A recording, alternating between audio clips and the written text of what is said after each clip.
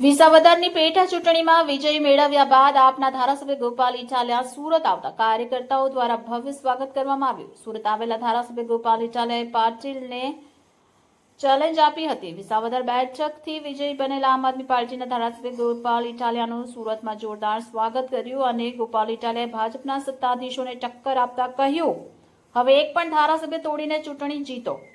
ગોપાલ ઇટાલિયા તૂટશે નહીં, પણ ભાજપનો ઘમંડ તોડશે।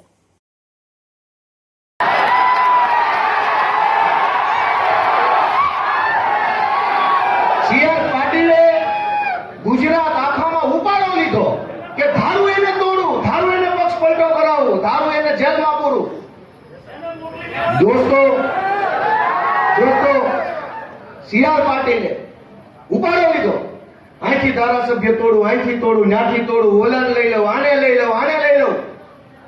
ગોપાલ ઇટાલિયા સુરતની બજારમાં ઉભો રહે ચેલેન્જ મારે છે કે સીઆર પાટીલમાં દમ હોય તો હવે પછી ગુજરાતનો એકેય ધારાસભ્ય તોડીને ખાલી ચૂંટણી કરી બતાવે। હું જોઉં છું કોણ છે। હવે પક્ષ પલટો કરાવે અને ચૂંટણી લાવે, પેટા ચૂંટણી ગુજરાતની ગમે સીટ ઉપર સીઆર પાટીલ સામે મરણો મારી દો। દોસ્તો ગુંડાગીરીની હદ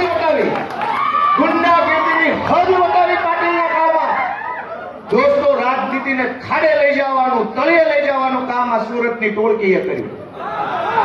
દોસ્તો મને એ વાતનું એટલું બધું દુઃખ છે એ વાતનું કે આમ ન હોય। આ ગુજરાત સરદાર પટેલ, મહાત્મા ગાંધી જેવા પુરુષોનું ગુજરાત છે, જેણે આખી દુનિયાને દિશા બતાવી। ગાંધીજીએ સત્યાગ્રહનો, અહિંસાનો, લોકશાહીની લડત લડવાનો રસ્તો આખી દુનિયાને બતાવ્યો। ગાંધી આપણા ગુજરાતના જે સરદાર પટેલે માણસને બળુકો બનાવવાનું કામ કર્યું, ખેડૂતો માટે સત્યાગ્રહ કર્યા, સરદારનું બિરુદ મળ્યું ખેડૂત માટે લડતા લડતા।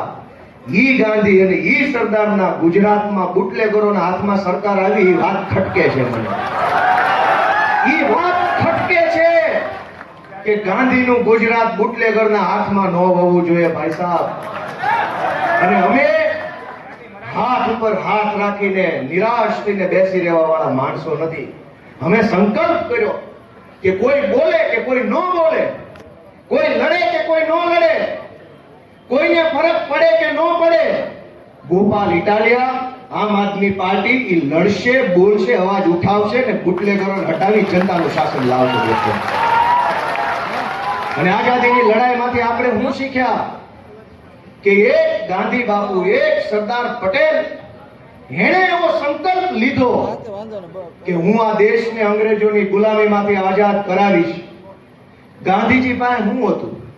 પૂરા લુગડાઈ નહોતા પહેરવા માટે, બીજું તો શું હોય? સરદાર પટેલ પાસે શું હતું? કોઈ વસ્તુ નહીં, એક મક્તમ મનોબળ। અંગ્રેજો પાસે પોલીસ, અંગ્રેજો પાસે તોપ, અંગ્રેજો પાસે બંદૂક, અંગ્રેજો પાસે પૈસા, અંગ્રેજો પાસે ગુંડા, અંગ્રેજો પાસે તમામ સત્તા, અને એક બાજુ ગાંધી અને સરદાર।